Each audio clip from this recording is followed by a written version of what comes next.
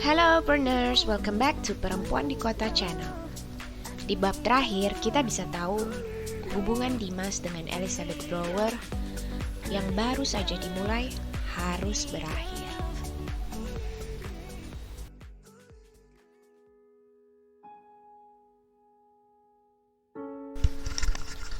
Bab 18. Aku mencintai anak perempuan Brower. Ivana, bolehkah aku bicara denganmu? Dimas Van Dyck mengetuk pintu kamar kakaknya dengan sangat lesu. Ivana saat itu sedang sibuk membereskan rak bukunya. Dia kaget melihat kemunculan sang adik yang tak seperti biasanya. Masuklah Dimas, duduklah di sini. Ivana menyambut sang adik dengan ramah, menyuruh Dimas duduk di kursi yang biasa dia gunakan untuk membaca buku dekat jendela kamar. Dengan malas-malasan, remaja lelaki itu menuruti perkataan kakaknya. Dengan wajah yang tetap tak bergairah. Aneh, pikir Ivana, begitu drastis perubahan Dimas hari ini dibandingkan kemarin. Ada apa? Kenapa wajahmu kusut sekali? Ivana mengelus kepala adiknya dengan sangat hati-hati. Jangan perlakukan aku seperti anak kecil. Selalu saja kau begitu, Ivana. Dimas mengelak dari uluran tangan sang kakak sambil cemberut. Ivana menarik lagi tangannya, lalu meremasnya dengan gelisah. Meskipun Dimas masih berbicara ketus, Ivana berusaha untuk menahan emosi. Dia penasaran apa yang akan Dimas sampaikan padanya. Ivana, aku harus jujur kepadamu. Iya, aku mencintai seorang gadis sejak kita masih tinggal di Buitenzorg. Sebenarnya, selama ini kami bersahabat, tanpa seorang pun yang mengetahuinya. Diam-diam, aku mengaguminya, dan sekarang baru aku sadar, ternyata aku telah jatuh cinta kepadanya. Tapi semenjak kita pindah ke Bandung, kami sama sekali tak berkomunikasi lagi. Dia tak membalas surat-suratku sama sekali. Hari ini aku bertemu dengannya. Namun, betapa menyedihkan. Dia meminta agar kami tak usah berteman lagi. Bahkan tak perlu berbicara lagi. Hatiku hancur, Ivana.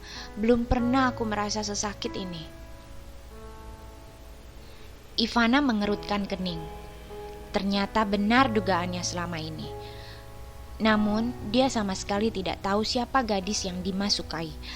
Dengan cepat, dia melontarkan pertanyaan yang selama ini mengganggu pikirannya. Siapa gadis itu, Dimas? Bolehkah aku tahu? Dalam hati, dia khawatir Dimas tidak mau menjawab dan malah marah lagi padanya. Namun, Dimas Van Dyck mengangguk. Dia siap memberitahu siapa gadis itu pada kakaknya. Elizabeth Brower.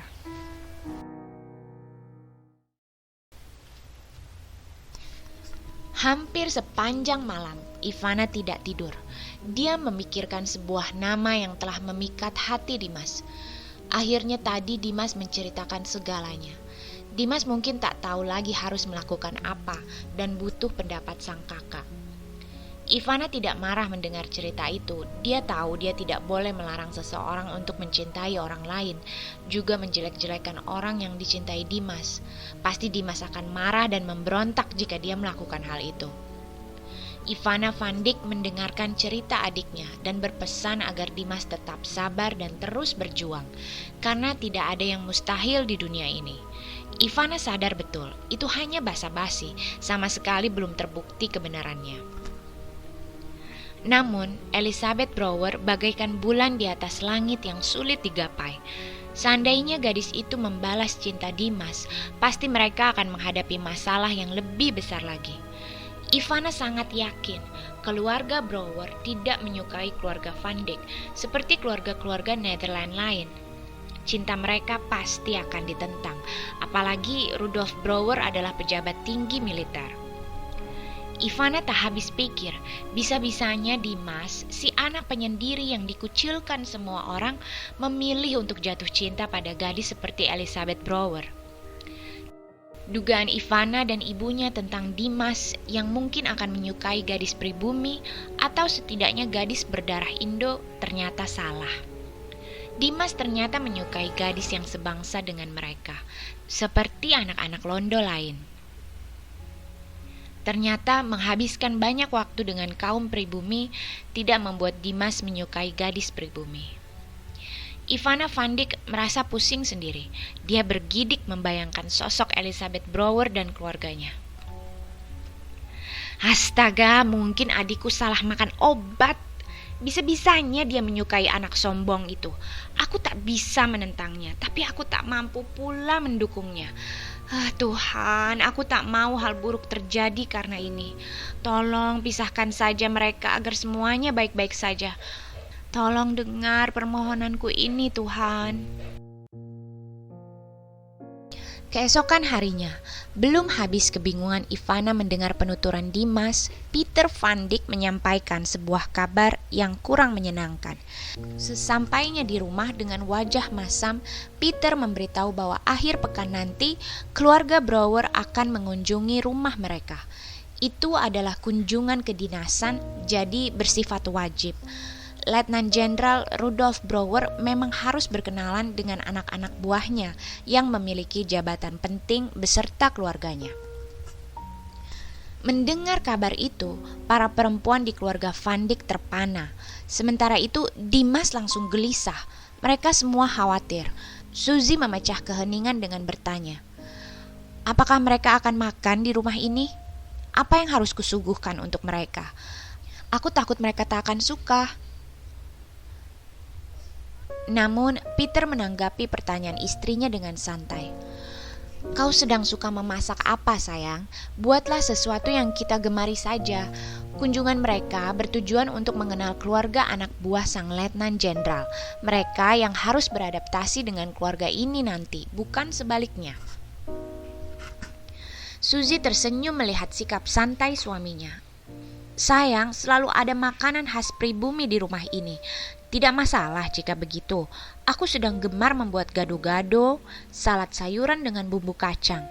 Mungkin makanan-makanan kampung buatan para bedinde juga boleh dihidangkan. Tak apakah?" Suzy menatap Peter dengan khawatir. Namun Peter terkekeh senang. "Sempurna, Suzy. Itu adalah ide terbaik yang pernah kudengar. Mereka pasti akan menyukai gado-gado." "Dan kita semua memakai baju khas pribumi ya?" Suzy kembali bertanya. Peter menyambut usul itu dengan memeluk dan mengecup kening sang istri. Namun Ivana dan Dimas van Dijk berpandangan. Wajah mereka tegang.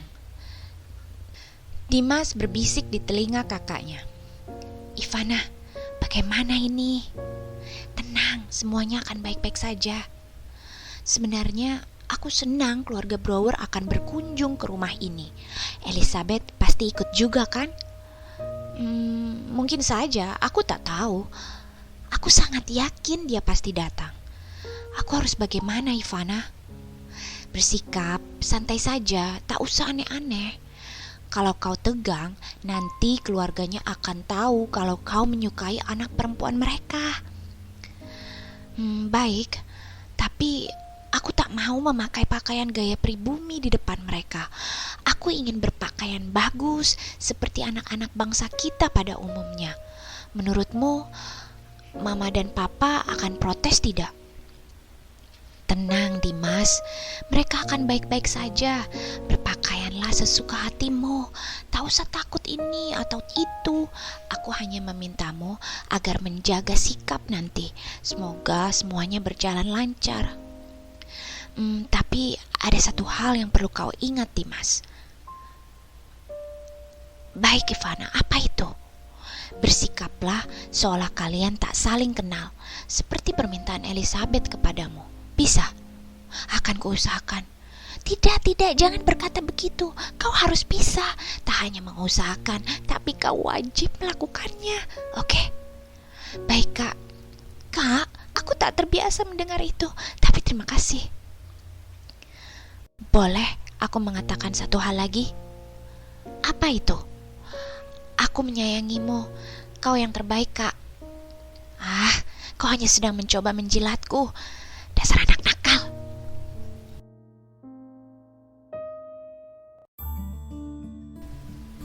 Bab 19. Percikan api dimulai. Akhirnya hari itu tiba. Entah apakah hari itu benar-benar dinantikan atau mungkin diharapkan segera berlalu. Sejak semalam, keluarga Van Dijk bersama para jongos dan bedinde sibuk menyiapkan segala sesuatu yang dianggap penting untuk menyambut kedatangan keluarga Brouwer ke rumah mereka.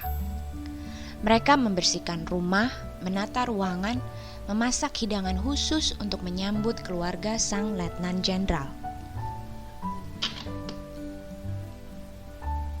Ivana ikut sibuk di kamar Dimas, menyiapkan pakaian yang akan Dimas kenakan untuk menyambut tamu.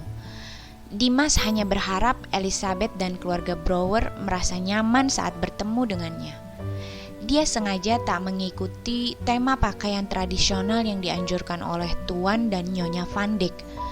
Alih-alih mengenakan pakaian tradisional Sunda sederhana, dia lebih memilih setelan rapi berupa celana kain, kemeja putih, dan jas coklat yang senada dengan celananya.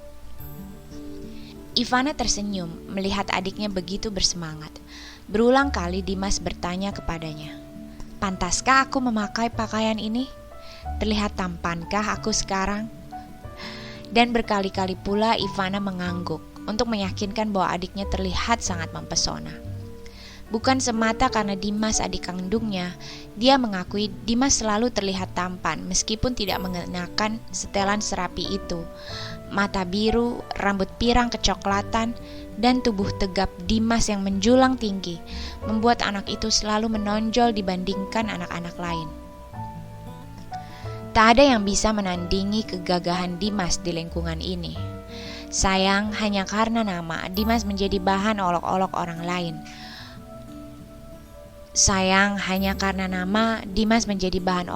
orang lain.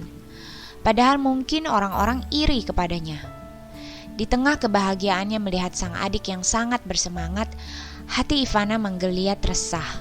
Sesungguhnya jauh di lubuk hati dia itu tetap mengkhawatirkan kejadian besok. Ivana tidak bisa memperkirakan bagaimana reaksi keluarga Brouwer. Menurut desas-desus, Tuan Rudolf Brouwer adalah atasannya yang galak. Tuan Brouwer pasti menganggap dirinya dan keluarganya lebih baik daripada bangsa-bangsa lain di dunia ini. Apalagi bangsa jajahan mereka, orang-orang Hindia Belanda yang sangat akrab dengan keluarga Van Dijk. Hatinya resah mengkhawatirkan keputusan papa dan mamanya untuk menggunakan tema serba pribumi dalam penyambutan tamu agung ini. Dia khawatir itu tidak akan sesuai dengan kehendak Brouwer. Waktu menunjukkan pukul 3 sore. Seharusnya keluarga Brouwer sudah hadir di rumah keluarga Van Dijk. Tapi mereka tak kunjung datang. Padahal seluruh anggota keluarga Van Dijk beserta pekerja di rumah sudah menyiapkan segalanya dengan baik sejak pagi tadi. Suzy Van Dijk terlihat anggun dengan kebaya pilihannya. Begitu pula Ivana yang saat itu memilih untuk memakai kebaya merah. Sementara itu Peter Van Dijk terlihat sangat gagah dengan sarung batik bandeau dipadu padankan dengan kemeja berwarna putih. Keluarga itu terlihat sangat menjiwai peran mereka sebagai bangsa Nederland yang berhasil membaur bersama warga pribumi. Sementara itu, semua orang tak henti berdecak kagum melihat penampilan Dimas Van Dijk. Anak laki-laki itu sangat gagah dan tampan. Meski beberapa kali Ivana dan Suzy berkelakar jika kostum Dimas berlebihan, lebih mirip seorang pengantin pria daripada seseorang yang akan menerima tamu. Tetapi Dimas memang pantas mengenakannya. "Mungkin mereka tidak jadi datang, Peter." Suzy mulai terlihat bosan. Saat itu sudah pukul 5 sore. Dia mengantuk karena semalaman tidak tidur. Baru beberapa jam terlelap, seorang bedinda sudah membangunkannya untuk mencicipi masakan. "Iya, Papa, apakah sebaiknya kita makan saja dan membereskan segalanya?" Ivana menimpali. Namun Peter menggeleng. "Jangan, tunggu dulu. Aku yakin mereka akan datang. Mungkin mereka masih dalam perjalanan." Tak hanya Peter, Dimas juga ikut berpendapat. "Iya, tunggu saja dulu. Aku takut mereka datang pada saat kita sudah membereskan semuanya." Seharusnya mereka bereskan saja makanan itu. Seharusnya mereka ganti saja baju mereka dengan baju yang biasa mereka pakai sehari-hari. Seharusnya mereka tak berpikir bahwa keluarga Brower akan menyukai ide gila mereka. Dan banyak lagi seharusnya yang seharusnya dilakukan oleh keluarga Van Dijk sebelum akhirnya semua menjadi berantakan. Benar saja, rombongan itu datang tepat pukul 6 petang, terlambat 3 jam dari waktu yang telah dijanjikan. Sebetulnya Rudolf Brower dan istrinya sangat enggan berkunjung ke rumah ini. Elizabeth apalagi, yang terus marah-marah saat tahu kemana mereka akan berkunjung. Mereka sudah sering mendengar kabar bahwa keluarga Van Dijk adalah keluarga pengkhianat. Elizabeth sejak semalam resah. Dia takut sesuatu akan terjadi pada Dimas dan keluarga Van Dijk. Sebenarnya dia mengetahui pasti alasan keluarga ini dipindahkan ke Bandung. Dia pernah mencuri dengar sang ayah dan beberapa rekan kerjanya berunding di rumah mereka di Buitenzorg, membicarakan rencana penyingkiran Peter Van Dijk dari sana. Sebenarnya mereka berharap bisa mengembalikan Van Dijk ke Nederland. Apa daya, Peter Van Dijk masih sangat dibutuhkan untuk mengembangkan sistem persenjataan militer di Hindia Belanda. Permohonan Rudolf Brower dan rekan-rekannya ditolak oleh kantor pusat. Dan solusinya adalah memindahkan Peter Van Dijk ke Bandung. Namun tak disangka ternyata Rudolf Brower juga dipindah tugaskan ke Bandung. Ini membuat sang Letnan Jenderal marah. Di lubuk hatinya yang terdalam, sebenarnya Elizabeth memedulikan Dimas. Mungkin dia menyayangi Dimas sebagai sahabat, atau mungkin lebih, dia sendiri tidak yakin. Dia menjauhi Dimas hanya untuk melindungi sahabatnya dari ayahnya sendiri. Dia sangat mengerti pasti reaksi Rudolf akan sangat berlebihan jika mengetahui ada hubungan istimewa antara mereka. Bahkan nyawa Dimas bisa terancam. Elizabeth belum pernah punya hubungan spesial dengan laki-laki manapun. Namun dia sering menerima surat cinta, bahkan hadiah-hadiah dari para lelaki yang ingin menjadi kekasihnya. Kedua orang tuanya sebenarnya memberikan restu pada beberapa lelaki londo yang mendekatinya. Namun dia membiarkan dirinya dikira sombong dengan mengabaikan semuanya dan memilih tetap sendiri. Dia menggunakan alasan semua lelaki yang mendekatinya belum ada yang sepadan dengannya. Dengan begitu, orang tuanya tidak akan curiga. Mustahil dia berkata, sudah ada pemuda yang kusukai dan dia adalah Dimas Van Dijk, anak keluarga yang papa singkirkan dari Buitenzorg. Padahal dalam hati dia mulai mengakui itulah jawaban yang paling jujur. Keluarga Brower datang menggunakan mobil yang terbilang mewah jika dibandingkan mobil-mobil para perwira militer Nederland lain. Beberapa pengawal ikut serta membukakan pintu mobil dan menjaga pintu gerbang rumah keluarga Van Dijk saat Rudolf Brower menjejakkan kaki di rumah itu. Keluarga Van Dijk menyambut mereka dengan ekspresi gembira. Ivana juga, yang sebenarnya muak terhadap keluarga itu.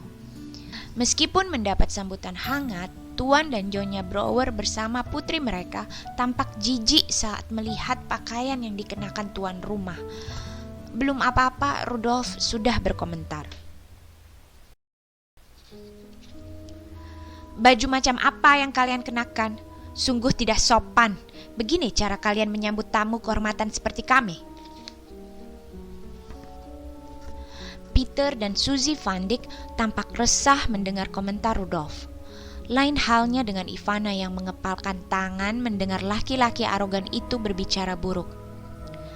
Tapi gadis itu memilih diam. Dia tidak mau mempermalukan keluarganya di depan keluarga sombong itu. Dimas Van Dijk lain lagi. Dia sama sekali tidak merasa gundah mendengar komentar kasar Tuan Brower.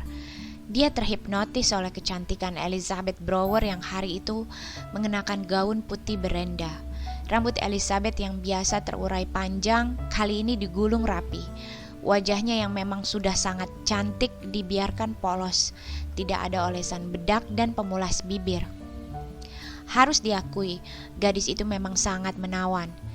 Ivana memperhatikan gerak-gerik adiknya. Duh, Dimas Van Dyke tampak jelas terpesona. Ivana khawatir orang tua Elizabeth menyadarinya. Dia terus berdoa dalam hati semoga tidak ada kejadian buruk di rumah ini. Nyatanya doa Ivana Van Dyke tak terkabul.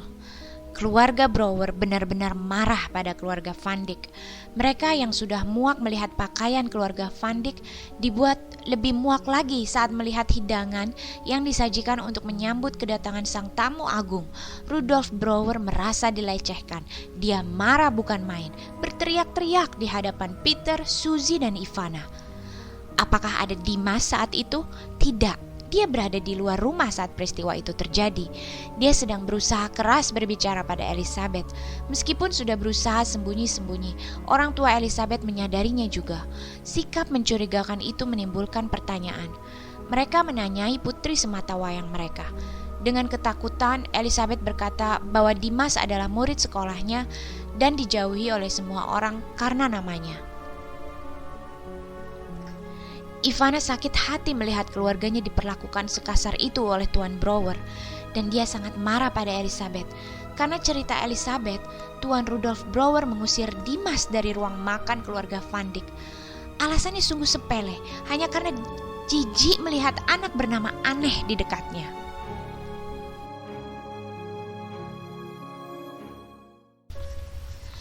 Bab 20, Meruntih Berang. Keadaan mulai kacau. Suami istri Van Dyke belakangan ini jadi sering bertengkar. Suzy Van Dyke mulai memahami kesalahan dirinya dan Peter pada masa lalu. Seharusnya mereka tak usah memberi nama Dimas pada anak bungsu mereka. Peristiwa kemarin membuatnya sadar bahwa itu kesalahan fatal. Mereka berdua mulai saling menyalahkan. Suzy marah karena Peter bersikeras menamai anak mereka dengan nama Inlander. Peter sama marahnya karena menganggap sang istri seharusnya bisa mencegahnya dulu. Seandainya dulu kau mengatakan bahwa keputusanku salah mencegahku menamainya begitu, pasti tidak akan jadi begini. Ivana hanya bisa mengunci diri di dalam kamar, menangis dan geram terhadap keadaan yang membuat keluarganya berantakan. Sudah 2 hari ini Dimas Van Dyke tidak pulang ke rumah. Dimas juga tidak ada di sekolah. Entah kemana Dimas menghilang.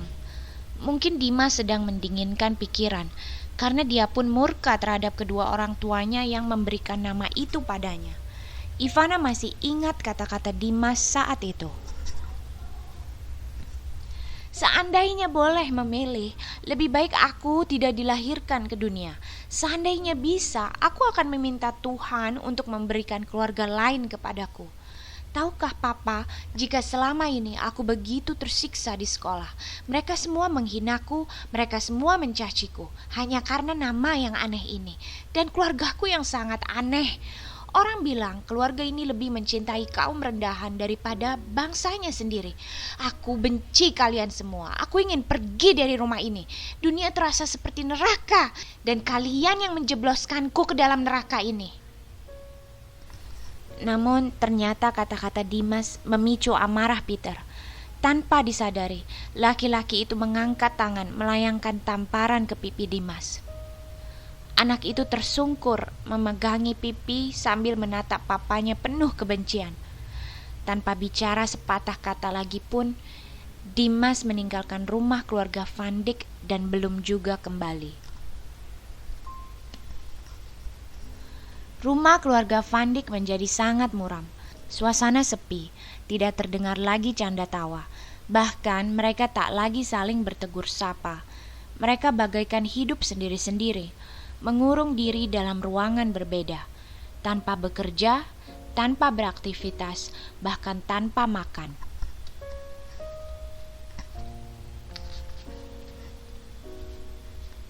Keadaan ini membuat fisik Suzy Van Dyke kian melemah. Dia terus-menerus bersedih, memikirkan Dimas yang entah berada di mana. Wanita malang itu mulai sakit-sakitan dan hanya mau dilayani oleh Ivana. Dia tak mau lagi berbicara dengan Peter, juga para pelayan pribuminya. Diam-diam dia mulai menyalahkan mereka sebagai penyebab kehancuran keluarganya. Peter Van Dyck juga enggan berangkat bekerja. Dia tersinggung atas sikap sang atasan. Dia tak sudi menjadi anak buah Rudolf Brouwer. Selama ini dia masih bertahan, tetapi kali ini sudah keterlaluan. Amarahnya menggelegak setiap kali mengingat Rudolf, biang keladi kehancuran keluarganya. Seharusnya laki-laki biadab itu tidak perlu datang ke rumah ini. Seharusnya laki-laki angkuh itu bersikap lebih baik pada istri dan anak-anaknya. Peter terus bersedih, menghukum dirinya sendiri karena tega menamai anak bungsunya Dimas. Laki-laki itu sudah mencari Dimas kemana-mana, tapi harapannya seolah kandas karena Dimas tidak ditemukan dimanapun. Sementara itu, si sulung Ivana terus menyimpan dendam dalam hatinya. Diam-diam dia menyusun rencana untuk membalaskan dendamnya. Jika terjadi apa-apa pada keluarganya atau sesuatu yang lebih buruk terjadi, dia tidak menyalahkan kaum pribumi seperti Suzy. Dia merasa hanya satu nama yang bertanggung jawab atas semua ini, si cantik Elizabeth Brouwer.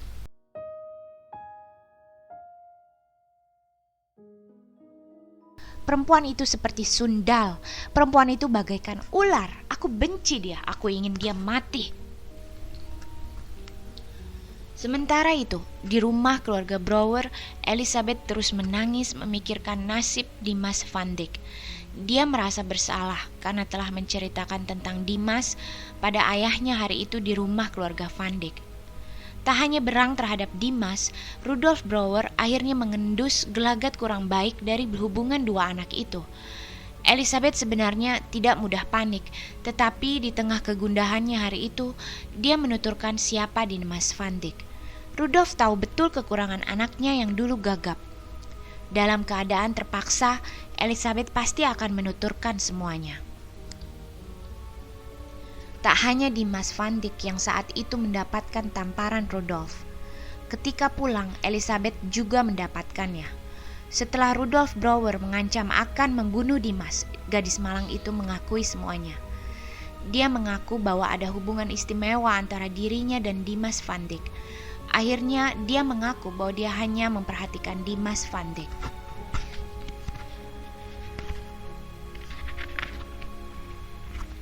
Mendengar penuturan sang putri yang mengejutkan, Rudolf Brouwer semakin murka. Dia langsung memerintahkan agar anak buahnya mencari Dimas Van Dyck dan menyekap anak itu di suatu tempat. Ya, sebenarnya Dimas tidak menghilang atas keinginannya sendiri. Dia sudah menghilang beberapa hari ini karena disergap dan disekap anak buah Rudolf Brouwer. Karena Brouwer adalah seorang pejabat tinggi, mudah saja dia memerintahkan itu.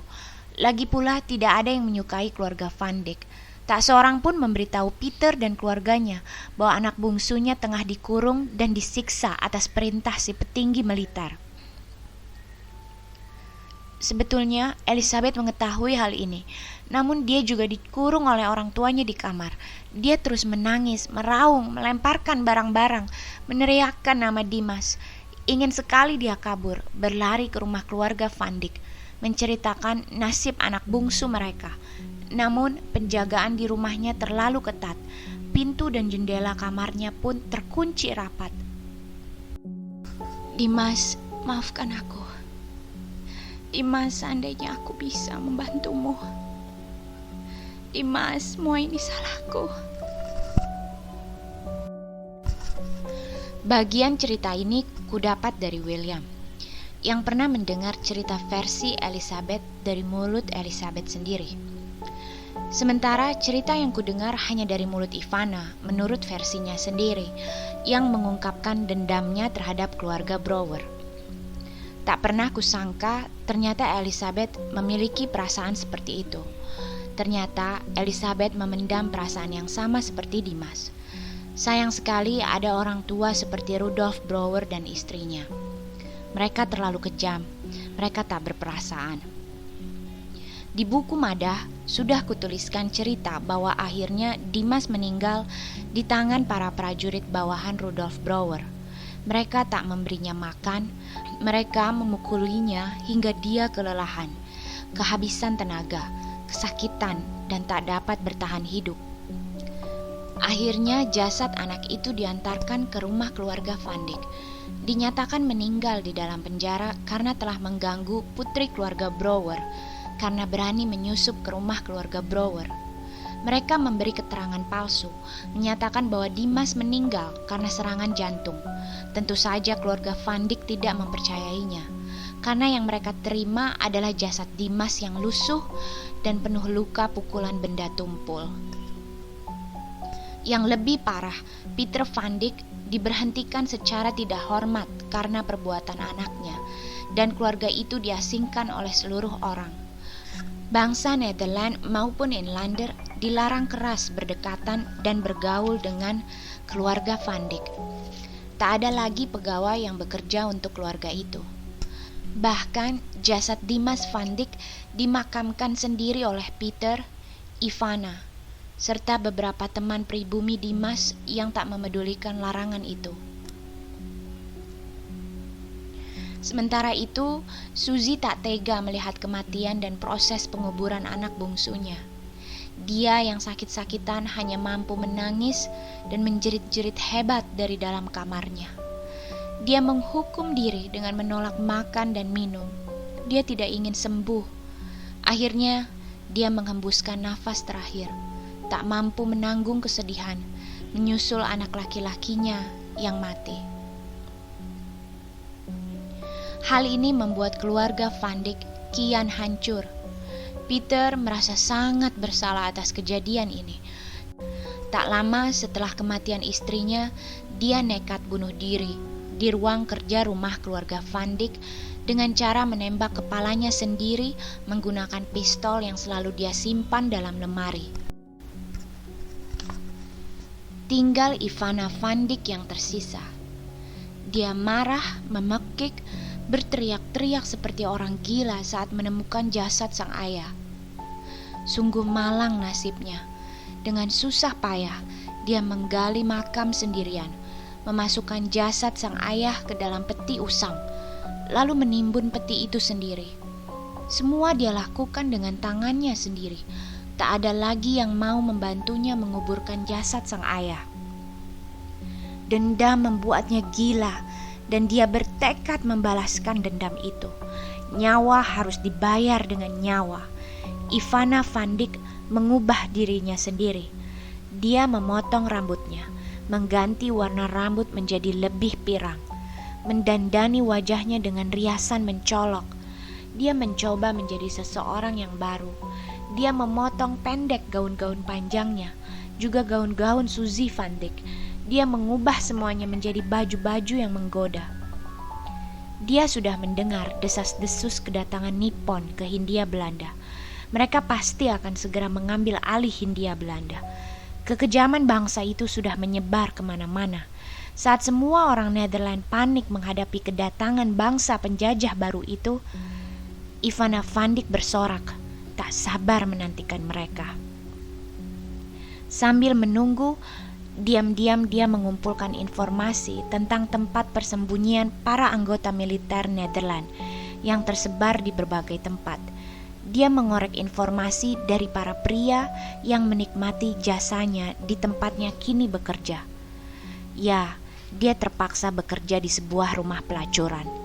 Tidak ada yang tahu bahwa dia adalah Ivana Van Dyck. Namun dia terus mengumpulkan informasi, mencatatnya baik-baik dalam hati. Sebuah rencana jahat telah tersusun rapi. Rencana yang kelak akan membinasakan Elizabeth Brouwer. Risa Saraswati.